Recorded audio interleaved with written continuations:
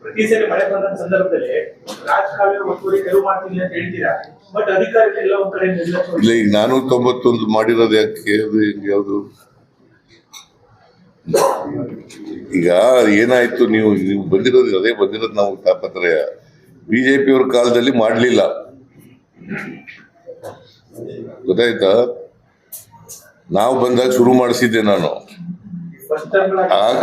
ಆಗ್ಲೇನೆ 491 kilometre ಆಯ್ತದ್ದು. ಅದಾದ್ಮೇಲೆ ಆಗ್ಲಿಲ್ಲ, ಈಗ ಮತ್ತೆ ಶುರು ಮಾಡಿಸಿದ್ವಿ. 2 ವರ್ಷ ಆಯ್ತಲ್ಲ ಸರ್, ಸುಮ್ಮನೆ ಇದ್ರಿ. ಮತ್ತೆ 2 ವರ್ಷ ಸುಮ್ಮನೆ ಇದ್ರಿ. ಈಗೇನು 195 ಕಿಲೋಮೀಟರ್ ಕೆಲಸ ನಡೀತಾ ಇರೋದು.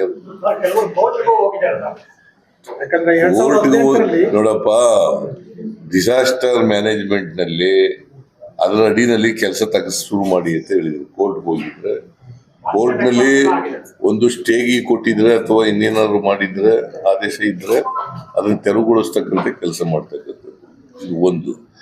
ಎರಡನೇದು ಡಿಸಾಸ್ಟರ್ ಮ್ಯಾನೇಜ್ಮೆಂಟ್ ಅಡಿನಲ್ಲಿ ಕೆಲಸ ಮಾಡ್ತಕ್ಕಂಥದ್ದು, ಇದು ಎರಡನೇದು.